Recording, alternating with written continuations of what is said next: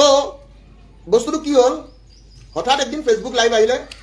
Facebook live আহি একো ক'বলৈ একো বিচাৰি পোৱা নাই কি কওঁ আপোনালোকে এটা কথা জানিব যে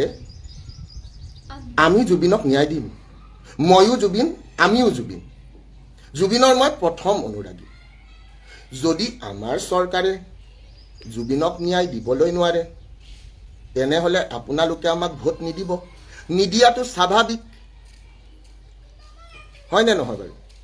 কাৰণ জুবিন অকল মোৰে নহয় জুবিন আমাৰ সকলোৰে জুবিন এক ঈশ্বৰ পুত্ৰ আপোনালোকে ভোট নিদিব আৰু এইটো স্বাভাৱিক তাতে আমি বেয়া পায়ো লাভ নাই आज वही आदमी बोल रहा है कि भाइयों और बहनों न्याय हम थोड़ी देते हैं न्याय देने वाला तो अदालत है अब अदालत के द्वार को ठकठकाइए हम जब भी आसाम आते हैं हम गमछा लेके जाते हैं लेकिन गमछा लेके जाने के बाद यही सोचते हैं कि केनाय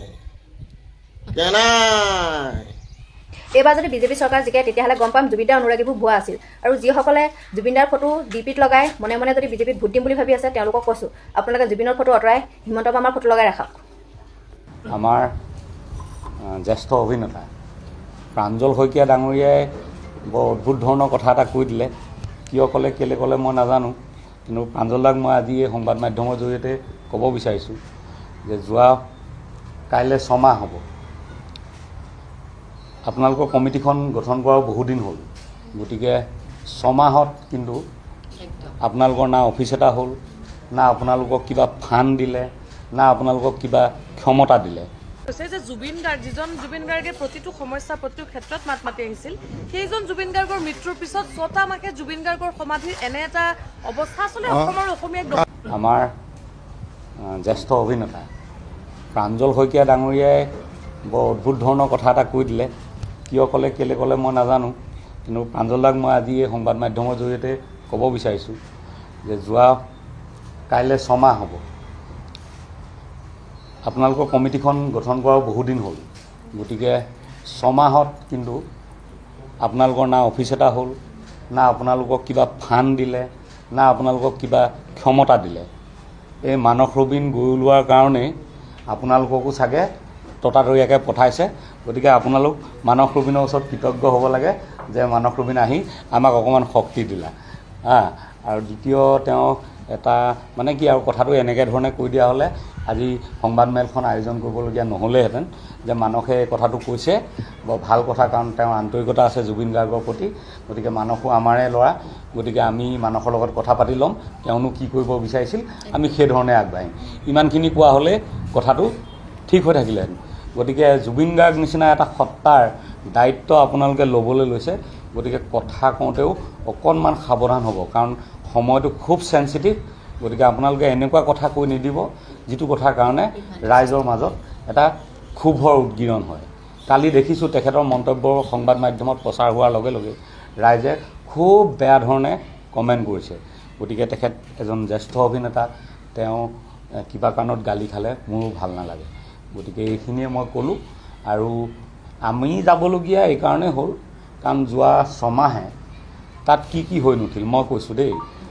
তালে আগতেও কৈছোঁ এইখিনি কথা আজিয়ে কোৱা নহয় তালে ডিষ্ট্ৰিক্ট এডমিনিষ্ট্ৰেশ্যনৰ মানুহ আহে সন্ধিয়া জুবিন গাৰ্গৰ নামত যিখিনি দান বৰঙণি উঠে সেই পইচাখিনি লৈ যাবলৈ মানুহ আহে কিন্তু তাত যে ইমান ধূলি হৈ আছিলে মিউনিচিপালিটি গাড়ী এখন দি যে পানী অকণ ছটিয়াই দিব লাগে ঠাইখনত বা ৰাতিপুৱা গধূলি পানী অকণ ছটিওৱাৰ ব্যৱস্থা কৰিব লাগে এই কথাটো কাৰো মানে চেতনালৈ অহা নাছিল এইটো দুখ লগা কথা নহয় জানো ঠিক সেইদৰে তাত আজিকালি গুৱাহাটী ফুৰিবলৈ যিমান মানুহ আহে চবেই জুবিন ক্ষেত্ৰলৈ এবাৰ যাওঁ বুলি কয় আবাল বৃদ্ধ বনিতা ভাৰতবৰ্ষৰ বিভিন্ন প্ৰান্তৰ মানুহ তাত মহিলাসকলে নিজৰ প্ৰাতঃ কৰ্ম কৰিবৰ বাবে এটা প্ৰস্ৰাৱ গৃহ নাই আজিলৈকে টেম্পৰাৰী বনাই দিব পাৰে ন এতিয়া আমি যোৱাৰ পিছত কালিৰ পৰা যুদ্ধকালীন তৎপৰতাৰে কাম আৰম্ভ হৈছে মই কৈছিলোঁ যে 3 দিনৰ ভিতৰত জুবিন ক্ষেত্ৰৰ পৰিৱেশ সলাই দিম সলনি হৈ গৈছে কিন্তু মই নিজে কৰোঁ বা বেলেগৰ দ্বাৰাই কৰোঁ, কিন্তু মোৰ যিটো পদক্ষেপ সেইটোৱে নিশ্চয় কিবা এটা কাম দিছে আৰু আমি সমিল মিলাই কাম কৰিবলৈহে খুব ভাল পাওঁ। কাইলৈ জুবিনদাৰ ছমহীয়া, গতিকে জুবিন ক্ষেত্ৰলৈ জুবিন অনুৰাগীসকলক মাতিছোঁ, অসমৰ অৰঙে দৰঙে থকা সকলো আহক, কাৰণ চৰকাৰ এতিয়াতো চৰকাৰ নাই, গতিকে চৰকাৰ আহিব যাব,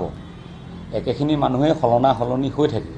কিন্তু জুবিন আমাৰ হৈ থাকিব লাগিব। গতিকে চৰকাৰে এখন কমিটি বনাই দিছে, কাইলৈ বেলেগ কমিটি হ'ব, সেইবোৰ হৈ থাকিব, কিন্তু গোটেই কাজখিনি নিৰীক্ষণ কৰিবৰ কাৰণে আমাক এখন কমিটি লাগে। মই অকলে মানস ৰবীন হৈ গ'লে কোনোবাই বেয়া পাব, গতিকে সকলো লগ লাগি সমূহীয়াভাৱে আমি আগবাঢ়ি যাম।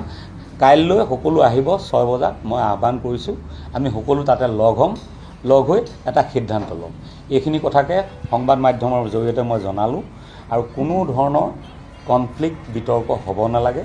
জুবিন গাৰ্গ ৰাইজৰ সম্পদ, আমি সকলো অসমৰ যিমান জাতি জনগোষ্ঠী ধৰ্ম ভাষা আটাইবোৰ মানুহে, আনকি অসমৰ যিমান গছ নদী পৰ্বত পাহাৰ সকলোৱে আমি জুবিন গাৰ্গক আৱৰি ৰাখিম। এই প্ৰতিজ্ঞাৰে আমি কাইলৈ লগ হ'ম। ধন্যবাদ। সন্ধিয়া 6 বজাত মানে আগবেলা মোৰ কাইলৈ এজনীয়া যিখন বিচাৰপীঠ, তাত আয়োগত মোৰ সাক্ষ্য আছে, সাক্ষ্য প্ৰদান কৰিবলৈ মোক 4 বজাত মাতিছে, গতিকে 4 বজাৰ পৰা মই 5 বজামানত আজৰি হ'ম, গতিকে 6 বজাত মই গৈ পামগৈ। আৰু বেছিভাগ আজিকালি কামত ব্যস্ত মানুহ, দিনত বহুত মানুহে সময় নাপাব, কাইলৈ খোলা দিন যিহেতু, গতিকে সন্ধিয়া 6 বজাত মাতিছোঁ, সন্ধিয়া 6 বজাত লগ হ'ম। এনে দিনততো ছমহীয়া কাৰ্যসূচী তাত চলিব, আহিব বহুত মানুহ, গতিকে কিন্তু মিটিংখনৰ কাৰণে মই 6 বজাত মাতিছোঁ। মই লোকৰ কথা ক'বলৈ অহাই নাই ইয়াত। এয়া আমাৰ সম্পূৰ্ণ ৰবীন আৰ্মি দল, আপোনালোকে দেখিছে। কালি প্ৰাঞ্জল দাই এটা কথা কৈছিলে যে মানস ৰবীনে অকলে কাম কৰিব আহিছে। মানস ৰবীন আজিৰ তাৰিখত অকলে কেতিয়াও নহয়। মানস ৰবীন মানে লগত লাগি আছে ৰবীন আৰ্মি, আৰু ৰবীন আৰ্মি মানে হ'ল 10,000 থলুৱা খিলঞ্জীয়া আৰু ভূমিপুত্ৰৰ খুব কুশল কৰ্মী দল। গতিকে তেওঁলোকে ইচ্ছা কৰিলে ৰাতিৰ ভিতৰতে সেইখিনি কাম কৰি দিব পাৰে। খালি আমি হেৰিটোত আহিব বিচৰা নাই, কনফ্লিক্টত আহিব বিচৰা নাই, কাৰণ সময়টো খুব চেঞ্চিটিভ। মই কাটৰে অনুৰোধ কৰিছোঁ, মোৰ ফালৰ পৰা যদি কিবা ত্ৰুটি ৰৈ গৈছে বুলি ভাবে ৰাইজে নিজ গুণে মাফ কৰিব। জুবিন ক্ষেত্ৰক লৈ কোনো ধৰণৰ অনাহুত বিতৰ্ক হোৱাটো নিবিচাৰোঁ, আৰু জুবিন ক্ষেত্ৰ অৱহেলিত হোৱাটোও নিবিচাৰোঁ। তেওঁ কিয় ক'লেটোতো মই নাজানিম তেখেতৰ মনৰ কথাটো, কিন্তু কথাটো ভুল কথা কৈছে, মই ইমানখিনিয়ে ক'ম। জ্যেষ্ঠ তেখেত, তাতকৈ নকওঁ।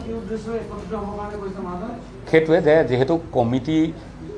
নিৰ্মাণ কৰি দিছে, হয় নাই, গতিকে কমিটিৰ হাতত যদি বল নাথাকে, শক্তি নাথাকে, কমিটিও একো কৰিব নোৱাৰে। আৰু চৰকাৰ বস্তুটো স্থায়ী নহয়। আজি এখন চৰকাৰ আছে, কাইলৈ বেলেগ চৰকাৰ আহিব, বেলেগ কমিটি হ'ব, এইবোৰ হৈ থাকিব। জুবিন গাৰ্গ চৰকাৰী নহয়, জুবিন গাৰ্গ ৰাইজৰহে। গতিকে ৰাইজৰ এখন কমিটি থাকিব নালাগিব নেকি? গতিকে ৰাইজৰ কমিটি এখন বনাওঁ, ময়ে ইনিচিয়েট কৰিছোঁ, কিন্তু তাতে ৰাইজে দিহা পৰামৰ্শ দিব, সেইধৰণে হ'ব। নহয়, ৰাইজৰ হ'লে তাত গৰিমা বৌ থাকিব, কিন্তু ৰাইজৰ চৰকাৰীখনততো গৰিমা বৌক ৰাখিছিল, কিন্তু গৰিমা বৌৰ বলটো চৰকাৰীখনত কিমান থাকিব? গতিকে ৰাইজৰ বল এটাও তেখেতক লাগিব। ৰাইজেতো আৰু গৰিমা বৌক নোসোধাকৈ একো কাম নকৰে, কিন্তু ৰাইজৰ বল এটাও লাগিব।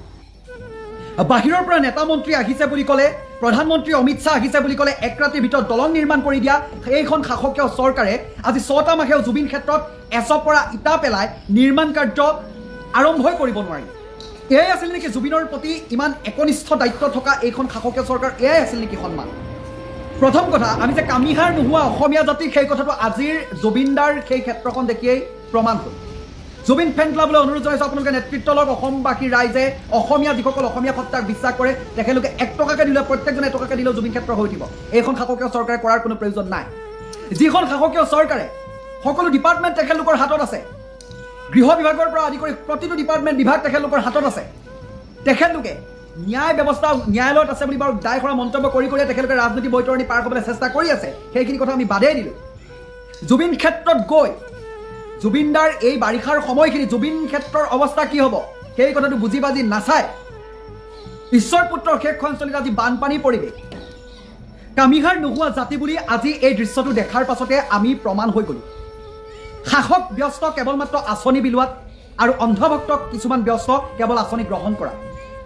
বাকী প্ৰাণৰ শিল্পীজনে এইকণ সন্মান পাবৰ কাৰণে বৰষুণত উঠি বাঢ়ি থাকিবৰ কাৰণেই দিল্লী মুম্বাইৰ পৰা নিজৰ অসমখন এই সোণৰ অসমখন জীপাল কৰি ৰাখিম সংস্কৃতিৰ ক্ষেত্ৰত মহিয়ান কৰি ৰাখিম